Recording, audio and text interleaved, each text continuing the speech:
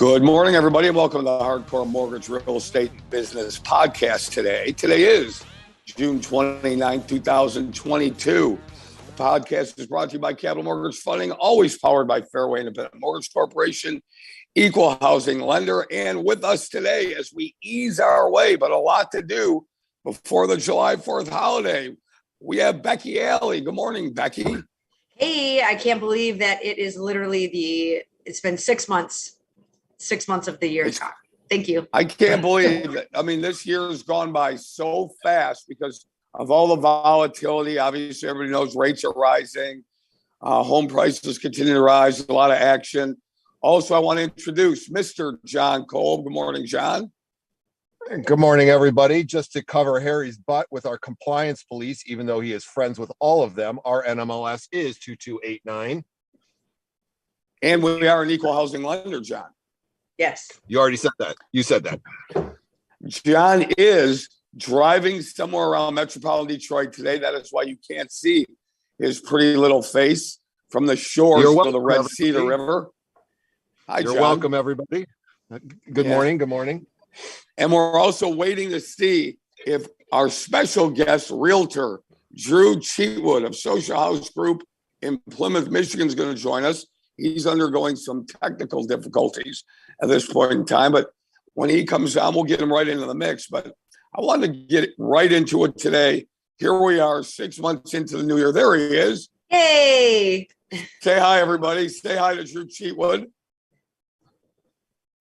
Good morning. Guys, Hey. can you hear me?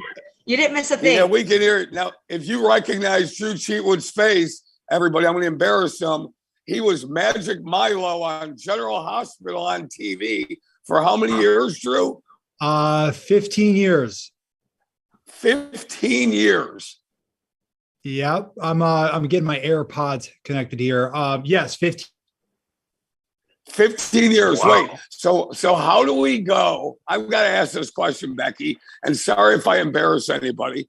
Drew, how do we go from 15 years as Magic Milo on General Hospital into the real estate industry? How do we do that? How much time you got? About 15 minutes.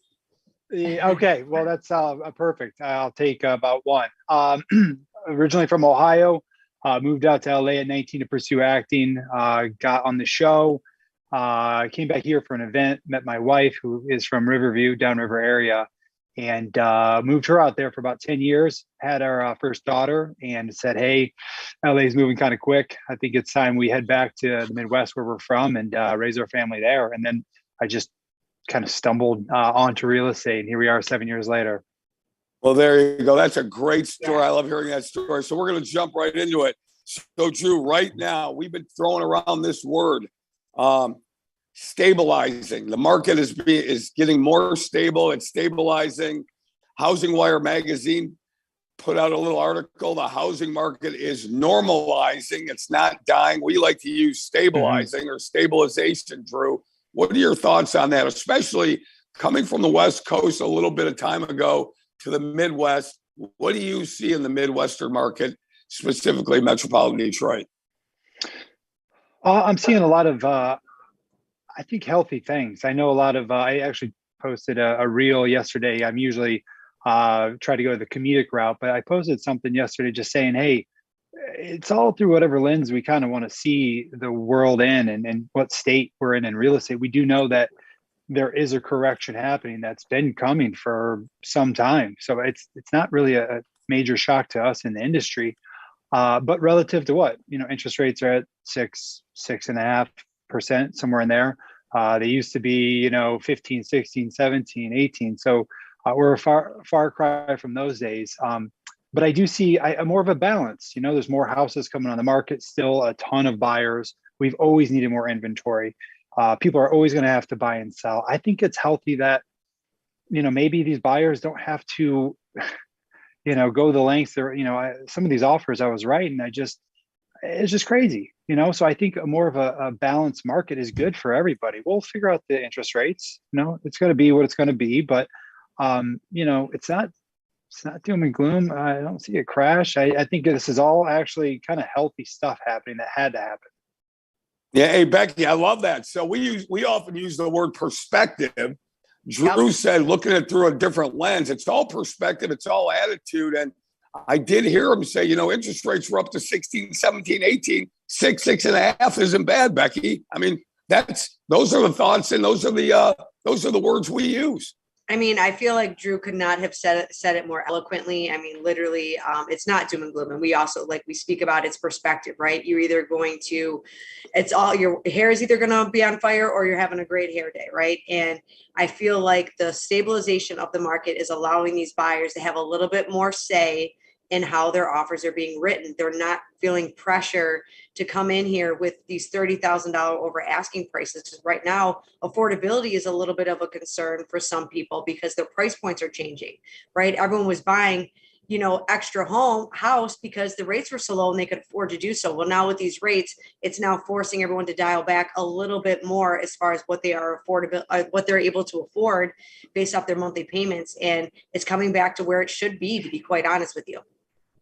Yeah, John, I want to get your thoughts on that, on the stabilization of the market and your thoughts on how about home selling prices right now, John Kolb?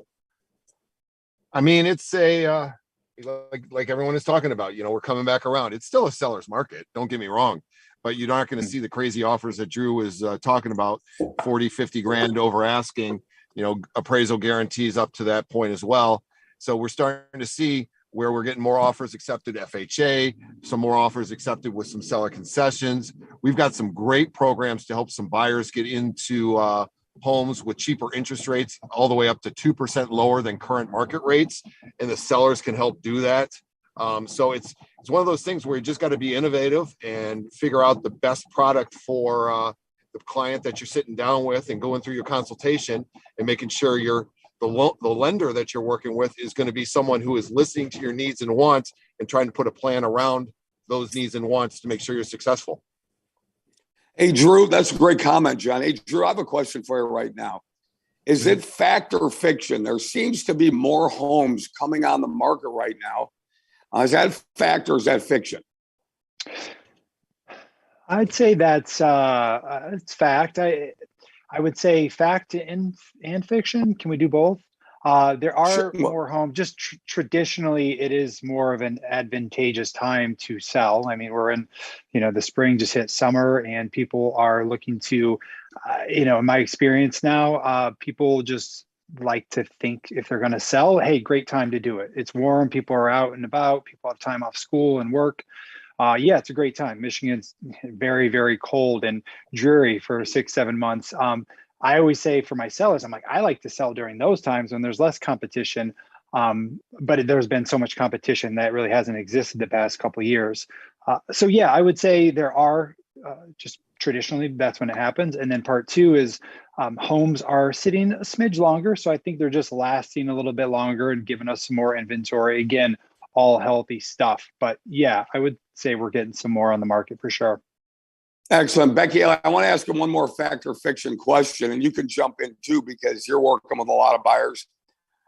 Drew, fact or fiction, still plenty of buyers out there? It's a hard fact. Yeah.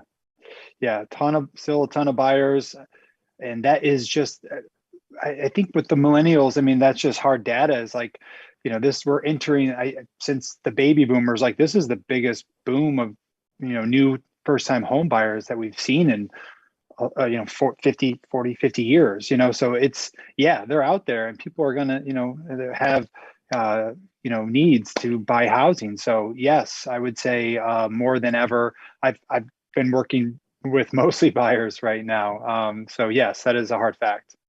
Hey, Becky, I love it. So Becky Alley, Drew is hit on all the boxes that we talk about. He talks about perspective. He talks about attitude. You just got to look at things a little differently. We talk about stabilization of the market. He answered the 2 fact or fiction questions properly with given detail. Becky, did you know that right now we talked about it? The birth years of 1986 through 1994, 1995, that's what he's talking about. That's the boom right now in people that are buying homes. Fact or fiction, Becky Alley? This is not fiction. This is a fact. You're killing it. You're working with a lot of buyers. What's going out on the street right now as far as you're concerned? I mean, you're talking about that age group. That's 45 million people, right? That are in the prime buying time of their life, right? And as much as people have, oh, I don't know, the rates, they're wanting to hesitate. So as much people as they have wanted to take a step back from buying, those people are also getting letters from their landlord, okay? And they're seeing their rent is going up. You're going to buy a house no matter what. It just depends on, are you going to buy someone else's house and pay 100% interest? Or are you going to buy your own house and invest in yourself and write off that interest on your tax returns? So if you're deciding to rent, you're 100% interest, but you're still buying a house. But if you're buying your own house, you now have a say in how much interest that you're going to be paying, and you can always refinance later, right? So as much people as they want to hesitate, we're also seeing more buyers come into the market as much as because they're seeing those landlords, they're starting to understand that you need to invest in your own wealth, your own future. So I haven't seen a slowdown in the buyers at all. And it really, this market it's serious buyers only, because you can't be a looky-loo, right? When you're seeing these rates go up in the 6%, if you have subpar credit, you are seeing 7s in some cases. You have to be organized. You have to know what your budget is. You have to plan. You have to know, can you afford? And I feel like oftentimes it's not the payment that's the problem. It's the down payment. Sometimes that's the issue. I love it, Becky. John Kolb, I'm going to go to you with our next topic, John Kolb. John, who's winning in this market? Because this is an environment that you need to win in, because it's hard to win. It is very, very hard to win. Well, if you're not getting updated pre-approval letters, and you're not getting your credit checked, and you're not getting things taken care of in terms of making your payments on time, and you don't have a lender that's willing to do all this for you for free, that means not charge like we do, you're not going to win in this market. Correct, John? Well, agreed. You're never going to win in any market, in any game, if you don't prep for it, right? So you got to prep for getting into purchasing a home. Whether it's, you've got the credit history already set and you just got to prep to save some money and work on the income, or vice versa. So you got to sit down with your team, sit down with your the consultation that you're going to do with us, like Harry said, SANS whatever it stands for. But we just do everything before. We're not taking money up front like some of the other rah-rah session lenders out there that will just take $500 just to say hello to you. We're there to make sure that we're getting you into a position, putting products together that are going to work best for you and your family, and not taking any money out of your pocket at all. So, hey, get with us, get with a good lender. And I know that they're few and far between, because this market is going to start to weed them out with rates going up, because they don't know what to do. People like Becky, Harvey, Lisa, Harry, myself, we've been through this. We've seen rates at 9% and more, and we know what's going to happen. So get with a good lender that's going to make sure to take good care of you. I mean, I want to piggyback on what John just said too.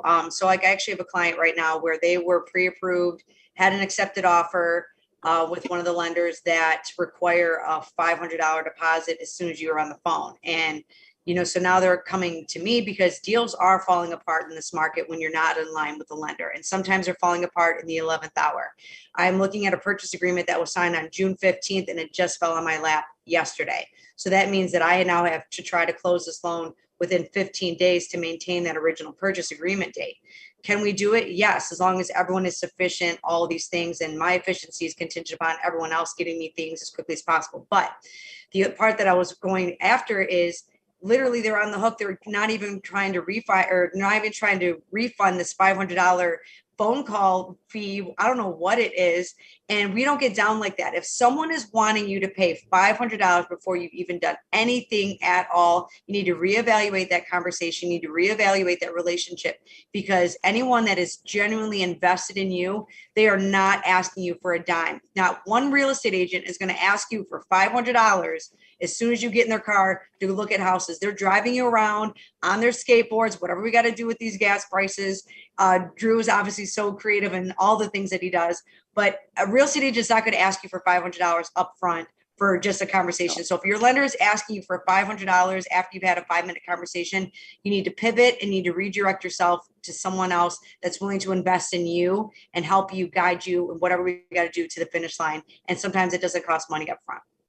Yeah, extremely irritating, infuriating. To me, that's really a hot button with mine. If somebody is asking you for hostage deposit money, then you need to run away from them. As a matter of fact, before I get into my next session with Drew, I'm going to put it out there for everybody. If you go to a lender and they will not give you your $500 or whatever they charge you hostage deposit money back, when we do the loan, we will lender credit you on the CD, the lump sum of that hostage deposit money that you gave that other lender when you close with us. There is no better deal out there than that, because we don't roll that way.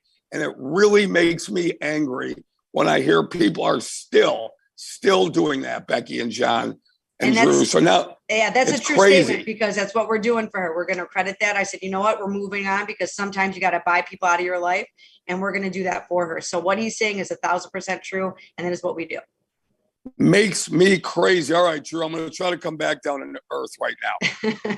Oh boy, that hostage deposit money, I can't stand it. Anyways, Drew, so you're on the street every day. Becky, John, myself, everybody here, we're on the street every day. What are you doing on the street every day to help your buyers win? Tell me about scouring the MLS. Tell me about going ahead and taking a look at Zillow leads, listings, whatever. How are you making your buyers aware that a new property is coming on the market? Aside from the kind of social media stuff, I like to really get after and let people know that, we need inventory. I go kind of old school with it, door knocking. I like to specifically canvass a certain neighborhood that has, a lot of activity. Maybe my buyers, traditionally, the way I do it is if my buyers have lost out on a home, I'll go in that neighborhood and just, kind of walk through and I'll hit usually about 30 houses, depending on the size of the neighborhood.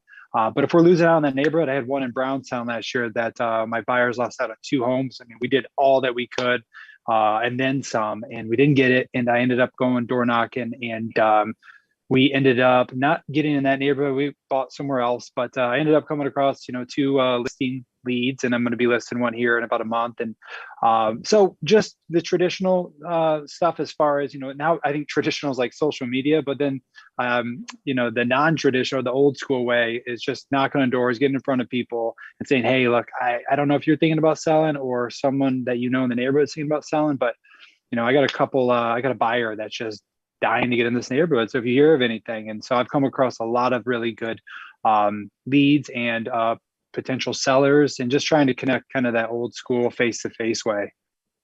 I love it. Hey, Drew, and Becky, I should say, before John says it, I'll say it. I say I'm old school all the time. He'll just say I'm old. I like doing old school stuff. That's why I appreciate Drew so much. Yeah, old school is really the new school. If you're not getting out there and getting into the street, knocking on doors, holding open houses, sending people letters, writing letters, then you're really not setting up your buyer or your client to win. John Kolb, talk to me about old school versus new school. You don't really like the millennial way, do you, John? I mean, here, let's say, Harry, I'm not a big fan of your turtlenecks and your members only jackets that you wear, but I mean, old school works. You're right. New school, I'm not a huge fan of just texting and apps. You just don't really get to the heart of it, and you really don't understand what the client really needs with that motto. We have apps.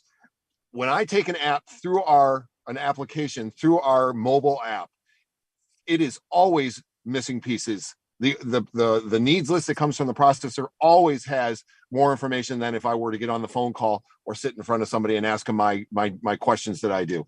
So I like the old school kind of way, like Drew's saying, where you kind of get more involved, find out the needs and wants. And, I get a lot of clients that say, wow, I never got those questions that you're asking. I've never been asked those questions. I said, well, I need you to succeed. So I need to know what's going to work for you, what's not. And these are why I'm asking these questions. I'm out, people. I got to run into an appointment. Drew, very nice having you on the podcast. You guys finish up for me. Hey, Joey Chestnut, Harvey Freed, I hope you had 55 nuggets in a 30-minute period of time. We'll see you guys. Hey, John Cole, take care of that old body of yours, my friend. Okay. You know, I'd like to have you around for another 40, 50 years. Oh, boy. See you guys. See ya. Bye. All right, Drew. So anyways, Drew, you know, John, he's the one that always talks about how I'm old, but you know what? I still write thank you letters. I still go ahead and write notes to everybody, handwritten notes. I'm still a big believer in that. And I think you have to blend whatever technology that we have at our fingertips with old school please and thank you and how can I help you out. I think it's up to us to figure out the best way that we have to serve our clients, our teammates, who's ever in our life. I think it's a never ending battle, Drew, that it's up to us to try to figure out a way to be better communicators. Couldn't have said it better myself. That is what I've been trying to do. We're always trying to adapt to the times and what's getting people the best results, and we got to do it from a place of authenticity, right? I mean, the biggest thing here is relationships, and then if you can cultivate those and get in front of people, you know, the rest, the work is, you know, I'm going to do that. And I'm going to adapt to the times, but it starts from, I think, just a center of like who you are, how you work, how you operate. Some people, I don't work. I mean, I come from a standard who I am and how I work with you. But if you have different needs, like I just left a listing appointment and traditionally we do everything, you know, as far as signing online, but you know, this gentleman was wanting to sign everything in person. It's like, you know, what an old school thing. I'm going to go and actually get paperwork signed in person. So it's just about adapting to the needs of your clients and where they are. You know, some are newer school, some are older school, but it's just, you know, trying to say, hey, here's who I am, here's what I'll do for you, and I'll adapt to what you need, and I'll bust my ass for you along the way. It's kind of we appreciate that. Hey, Becky, I'm going to give you the last word. Yeah. We got to have Drew back on. We got to have him on the podcast. We got to have him on the show. He's coming on the radio show, man. He's coming on the radio show next. That's awesome. I'm glad he's coming on. He's got a lot to say. We're running out of time here. Becky, I'm going to give you the last word. I'm going to go to Drew, and then I'm going to sign off. Becky Alley. Yeah, so just to kind of piggyback on what Drew was just saying, the old school, new school blending, you put me in a room face-to-face with someone versus me competing against someone that's just on the internet, typing on some stuff, it's lights out. And that's what I appreciate so much about Drew, is that he is authentic. He's original. If you have a listing with him, you're going to get a one-of-a-kind movie reel. Freaking, we're out here. I've had the privilege of being a part of a couple of them. I'm excited for the things that he does. And I hit him up, you know, I've met him a couple of years ago, and I hit him up and I just said, I want you to know that if you don't think anyone's watching, I'm watching, and I love what you do. And that kind of just, you know, kind of rekindled our friendship, our business partnership, because people like him do not come around in this business all the time. So if you don't know Drew Cheatwood, you need to know him. He's not just a face from General Hospital. He is out here the wants and needs. He's going to definitely do all the things for you. So get to know him. He's with Social House Group, and he's going to do big things. And I'm really proud to be in line with him. Excellent. This isn't acting. This is real. Sorry. Okay. There you go. Drew, what else you got for us? We'll let you have the last word. Wow. Becky, thank you. Yes. That really, hearing that, like, always, because that's all I'm trying to come across as. So I'm glad to hear, you know, whenever I get it, I'm like, oh, it's like the first time I've ever heard that, and I really appreciate it. But yes, rekindling. So when you guys said the $500 thing, I'd never heard that with a lender. And I guess it's only because I work with, you know, lenders reputable like you, Becky, you know, and that's crazy to hear. But I will say, giving me the last word, where do I go with this? Thank you for having me on. It is just to kind of paraphrase our conversation today. It's just been whatever lens you want to see it through. It's a beautiful market, whether you're a seller, it's getting more, competitive if you're a buyer, and everything will be, just fine.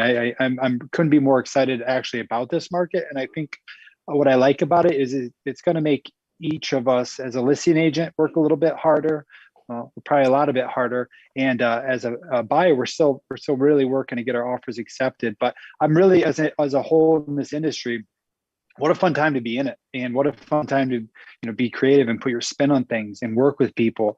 And it's just such a beautiful business that I never, if you'd have told me 3 months in this business it could look like this one day, I would have never believed you, because I almost quit. I just thought it was a kind of cold industry. I didn't understand where I couldn't be me. And it actually, you see so many realtors and loan officers and people in this business being themselves and getting out there. And it's just to see people stretch like that and like be more human is like super cool to me, Well, there you go. Well, we appreciate having you on the podcast. This has been the Hardcore Mortgage Real Estate Business Podcast for June 29, 2022. That was Drew Cheatwood of Social House Group Realtors in Plymouth, Michigan, along with Becky Alley, John Kolb. I am Harry Glantz, and we will see Drew on the Hardcore Mortgage Real Estate Business Show, heard this Saturday morning, 97.1 FM, produced and directed by our own Roberto Beauchene, who's in the booth right now. We appreciate him every week doing this for us. Listen, everybody, you heard it from Drew, you heard it from Becky, you heard it from John. It's all in the way you approach and look at things. The market is still very strong.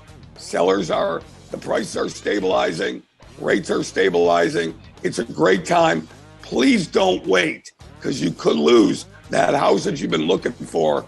Don't wait. There's never any good when it comes to waiting. We'll talk to you soon, and everybody be safe out there. Thanks a lot.